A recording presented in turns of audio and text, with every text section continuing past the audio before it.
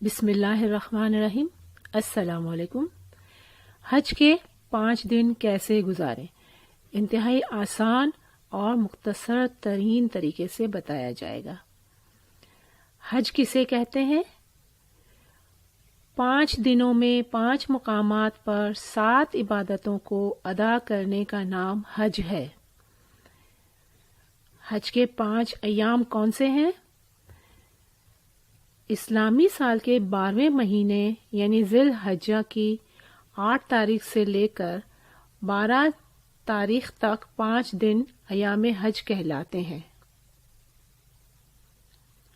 حج کے 5 مقامات کون سے ہیں؟ بیت اللہ، صفا و مروہ، منا، مزدلفہ اور عرفات۔ حج کی 7 عبادتیں کون سی ہیں؟ احرام، طواف، سعی، وقوف عرفہ، رمی، قربانی اور حلق یا قصر۔ اپنے حج کو حج مبرور اور آسان بنانے کا 5 نکاتی لاہے عمل: مشکلات پر صبر، عبادات پر شکر، سہولت پر عمل، قبولیت کی دعا اور فکر، سنت کی پابندی۔ حج کے پہلے دن 8 ذی الحجہ کے افعال: احرام باندھنا نمبر 1، نمبر 2 نیت کرنا، نمبر 3 تلبیہ پڑھنا، نمبر 4 منا روانگی، نمبر 5 وقوف منا۔ اس کی تفصیل دیکھتے ہیں۔ حج کے پہلے دن احرام باندھنا: 8 ذی الحجہ کو نماز فجر مکہ میں باجماعت ادا کریں اور غسل یا وضو کر کے اپنی رہائش گاہی میں احرام باندھ لیں۔ اس کے بعد احرام کی 2 رکعت نفل ادا کریں۔ حج کی نیت کرنا اور تلبیہ پڑھنا: احرام کے نفل سے فارغ ہو کر حج کی نیت کریں اور یہ دعا پڑھیں: اللہم انی ارید الحج فیسرہ لی وتقبلہ منی۔ اے اللہ، میں حج کی نیت کرتی ہوں، اس کو میرے لیے آسان فرما اور اسے میری طرف سے قبول فرما۔ نیت اپنی زبان میں بھی کی جا سکتی ہے۔ مختصر ترین نیت ہے لبیک حجہ، میں حج کے لیے حاضر ہوں۔ اس کے بعد تلبیہ پڑھنی ہے۔ 3 دفعہ بلند آواز سے مرد پڑھیں گے اور خواتین دھیمی آواز سے: لبیک اللہم لبیک، لبیک لا شریک لک لبیک، ان الحمد والنعمت لک والملک لا شریک لک۔ حاضر ہوں اے اللہ، میں حاضر ہوں، میں حاضر ہوں، تیرا کوئی شریک نہیں، میں حاضر ہوں۔ بے شک تمام تعریفیں تیرے ہی لائق ہیں، ساری نعمتیں تیری ہی دی ہوئی ہیں اور بادشاہی تیری ہی ہے، تیرا کوئی شریک نہیں۔ تلبیہ پڑھیں اور دعا مانگیں۔ اب احرام کی پابندیاں آپ پر شروع ہو گئیں۔ منا روانگی اور وقوف منا: طلوع آفتاب کے بعد منا روانہ ہو جائیں۔ انتظامی آسانی کے لیے رات کو جانا بھی درست ہے۔ 8 ذی الحجہ کی ظہر، عصر، مغرب اور عشاء کی نمازیں منا میں باجماعت ادا کریں۔ حج کے دوسرے دن 9 ذی الحجہ کے افعال: نمبر 1 فجر اور تکبیر تشریق، نمبر 2 عرفات روانگی، نمبر 3 ظہر اور عصر کی نماز باجماعت، نمبر 4 وقوف عرفات جو کہ لازمی جزو ہے، نمبر 5 مزدلفہ روانگی اور نمبر 6 مغرب و عشاء کی نماز باجماعت۔ منا میں نماز فجر کی ادائیگی اور تکبیر تشریق: 9 ذی الحجہ کو نماز فجر منا میں ادا کریں۔ 9 ذی الحجہ کی نماز فجر سے 13 ذی الحجہ کی نماز عصر تک ہر نماز کے بعد تکبیر تشریق کہنا واجب ہے، اس لیے حاجی اور غیر حاجی دونوں کو چاہیے کہ وہ ہر نماز کے بعد تکبیر تشریق کہے۔ تکبیر تشریق یہ ہے: اللہ اکبر، اللہ اکبر، اللہ اکبر، لا الہ الا اللہ، اللہ اکبر، اللہ اکبر، اللہ اکبر وللہ الحمد۔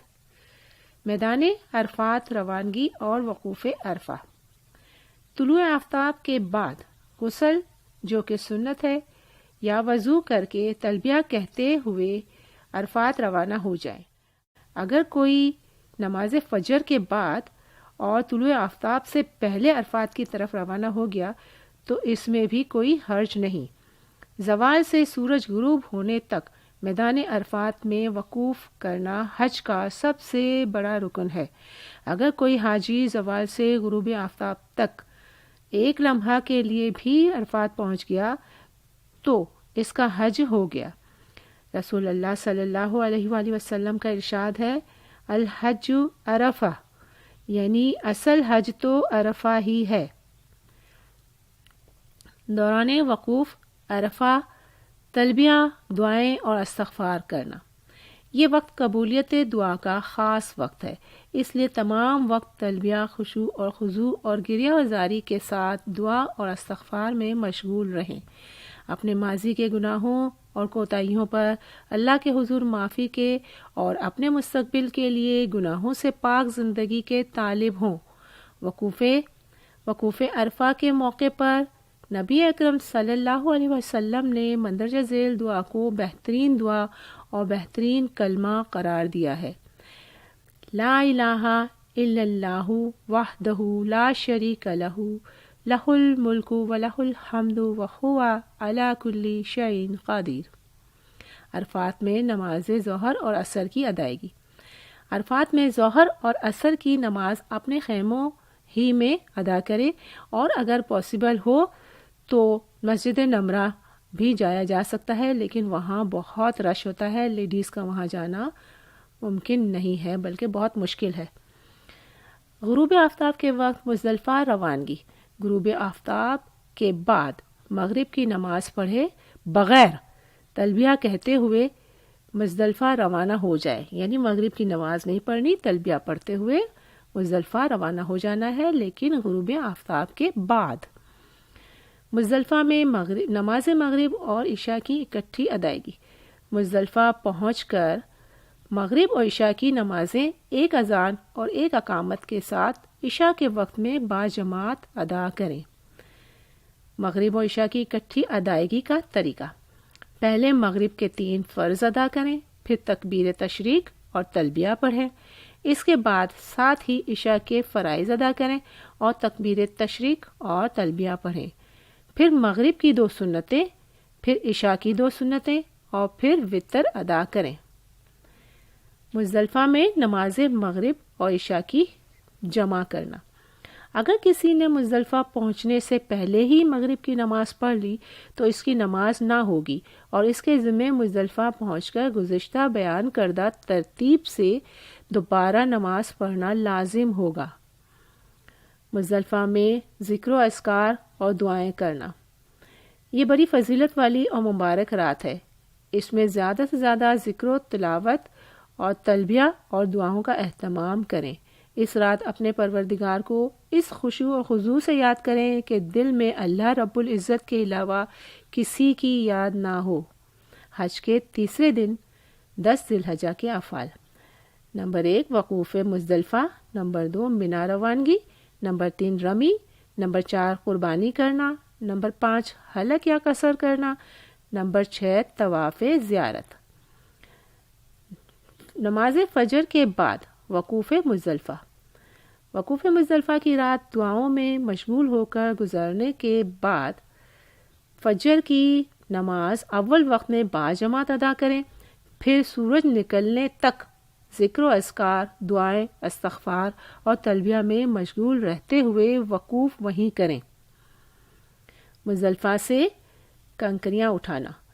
اس دوران مزدلفہ سے کنکریاں اٹھائیں جو جمرات کو مارنے کے لیے استعمال کی جائیں گی۔ ہر حاجی چنے یا کھجور کی گٹھلی کے برابر 70 کنکریاں مزدلفہ سے اٹھائے۔ منا روانگی اور برے شیطان کی رمی۔ طلوع آفتاب کے وقت منا روانہ ہو جائیں اور منا پہنچ کر سب سے پہلے جمرہ عقبہ یعنی برے شیطان کی رمی کیجیے۔ 10 ذی الحجہ کو صرف برے شیطان کی رمی کی جاتی ہے، باقی 2 کی نہیں۔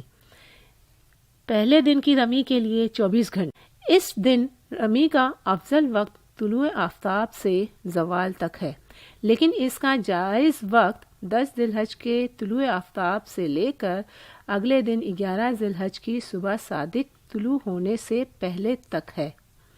رمی کا طریقہ: 7 کنکریاں ہاتھ میں لے کر اس طرح کھڑے ہوں کہ منا آپ کے دائیں جانب ہو اور مکہ مکرمہ بائیں جانب۔ مکہ مکرمہ کی مسجد کا وہ ٹاور، کلاک ٹاور نظر آتا ہے، جس سے اس کا سمت کا اندازہ ہو جاتا ہے۔ دائیں ہاتھ کے انگوٹھے اور شہادت کی انگلی سے پکڑ کر ایک ایک کنکری ستون پر مارتے جائیں۔ کنکری کا احاطے میں گرنا کافی ہے، ستون کو لگنا ضروری نہیں۔ ہر کنکری مارتے وقت بسم اللہ اللہ اکبر پڑھیں۔ پہلی کنکری مارنے سے پہلے تلبیہ پڑھنا بند کر دیں اور جمرہ عقبہ بڑے شیطان کی رمی کے بعد اس کے پاس کھڑے ہو کر دعا نہ مانگیں۔ قربانی کرنا: رمی کے بعد قربانی کیجیے۔ قربانی کرنا واجب ہے۔ اس قربانی کے لیے 3 دن یعنی 10، 11، 12 ذی الحج مقرر ہیں۔ ان دنوں میں جب چاہیں قربانی کر لیجیے۔ حلق یا قصر کرنا: قربانی کرنے کے بعد مرد پورے سر کے بال منڈوائیں یا پورے سر کے بال انگلی کے پورے سے کچھ زیادہ کاٹیں، یعنی 1 انچ سے تھوڑا زیادہ، مگر منڈوانا افضل ہے۔ خواتین پورے سر کے بال انگلی کے پورے سے کچھ زیادہ کتروائیں، تاہم چوتھائی سر کے بال پورے سے کچھ زیادہ کاٹ دیے جائیں تو بھی کافی ہے۔ حلق یا قصر کی شرعی حیثیت فرض کی ہے اور اس کے بعد سوائے ازدواجی تعلق قائم کرنے کے احرام کی تمام پابندیاں ختم ہو جاتی ہیں۔ تینوں کام ترتیب سے کرنا: ماہ قبل 10 ذی الحج کے جو 3 مناسک یعنی جمرہ عقبہ کی رمی، قربانی اور حلق یا قصر کے ذکر ہیں، ان کو اسی ترتیب سے ادا کرنا واجب ہے۔ اگر کسی نے اس ترتیب کے الٹ کیا تو اس پر دم لازم ہوگا۔ طواف زیارت: حلق یا قصر کے بعد غسل کیجیے، اس کے بعد طواف زیارت کی ادائیگی کے لیے مکہ روانہ ہو جائیں۔ اس کا وقت حلق سے فارغ ہونے کے بعد 12 ذی الحج کے غروب آفتاب تک ہے، تاہم 10 ذی الحج زیادہ بہتر ہے، ورنہ 12 ذی الحج تک کبھی بھی کیا جا سکتا ہے۔ طواف زیارت کی شرعی حیثیت فرض کی ہے، اس کے بغیر حج مکمل نہیں ہوگا۔ منا واپسی: 10 ذی الحج کو مندرجہ بالا تمام افعال اور مناسک کی ادائیگی کے بعد منا واپس آ جائیں اور رات منا میں ہی گزاریں۔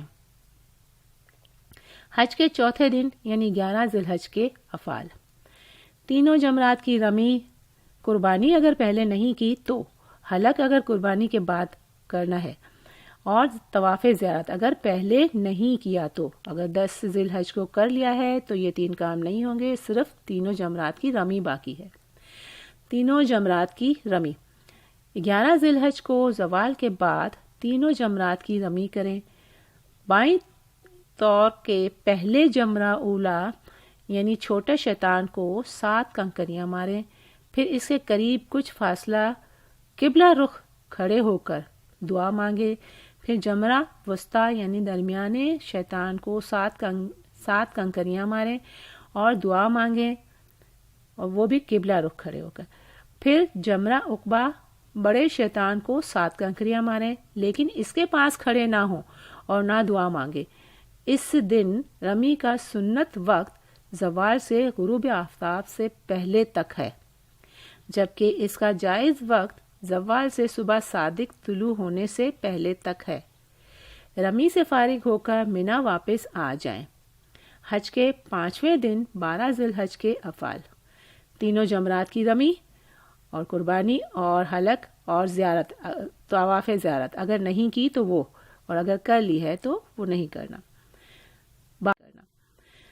12 ذی الحجہ کو جمرات کی رمی سے فارغ ہونے کے بعد حاجی کو اختیار ہے کہ مکہ چلا جائے، اور اگر وہ مکہ نہیں جاتا اور واپس منا جا کر رات منا میں گزارتا ہے تو اب اس کے ذمے 13 ذی الحجہ کو بھی زوال کے بعد تینوں جمرات کی رمی کرنا لازم ہے۔ اس دن کی رمی طلوع آفتاب کے بعد زوال سے پہلے رمی کر لے تو بھی جائز ہے۔ طواف وداع: مندرجہ بالا افعال و مناسک ادا کرنے کے بعد آپ کا حج پائے تکمیل تک پہنچ گیا، البتہ ایک طواف رہ گیا جس کو طواف وداع کہا جاتا ہے۔ اس کا وقت مکہ مکرمہ سے رخصت ہونے سے قبل ہے، البتہ طواف زیارت کے بعد کوئی بھی نفلی طواف کیا جائے تو وہ طواف وداع کے قائم مقام ہو جائے گا۔ اس طواف کی شرعی حیثیت واجب کی ہے۔ اس کا طریقہ عام نفل طواف کی طرح ہے، یعنی نہ اس میں رمل ہوگا اور نہ ہی اس کے بعد صفا و مروہ کی سعی ہوگی۔ البتہ طواف کے 2 نفل ضروری ہیں۔ یاد رکھیں 2 طوافوں کا ذکر ہوا ہے، پہلے طواف زیارت اور دوسرا طواف وداع۔ اب آپ کا حج مکمل ہوا۔ دعاؤں میں یاد رکھیے گا، ویڈیو اچھی لگے تو دعاؤں میں ضرور یاد رکھیے گا۔ ویڈیو دیکھنے کا بہت بہت شکریہ، جزاک اللہ۔